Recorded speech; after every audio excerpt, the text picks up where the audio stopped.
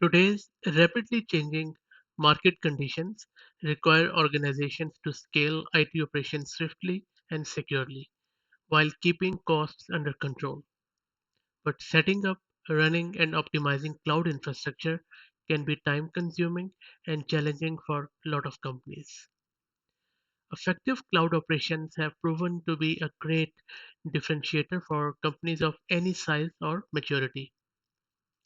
According to Forrester Consulting, which conducted an impact study over a three-year period on behalf of a lot of cloud providers, it says that organizations achieve more than 200% return on investment with cost saving of more than 4 million with an optimized cloud environment by enabling rapid time to market, promoting high developer productivity, and setting up resilient and secure cloud environments.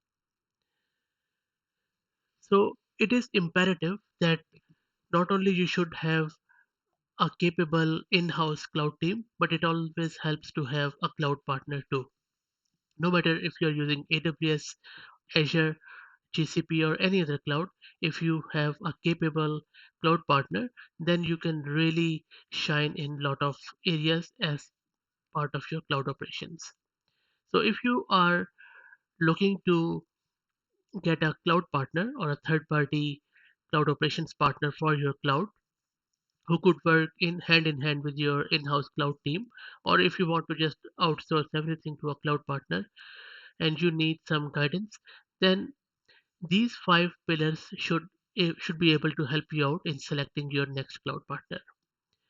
As you can see, the first pillar here is the cloud financial management. If you had asked me like 2 or 3 years ago, this might not even be the consideration.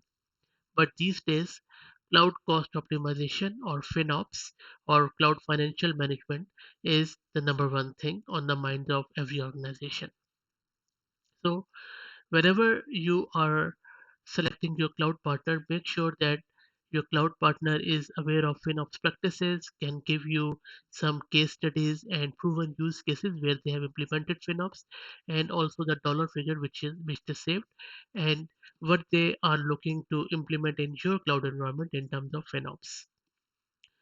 Your cloud partner should also share what sort of services they will provide in terms of cost saving, tooling, and also the resourcing to organize and track costs and usage.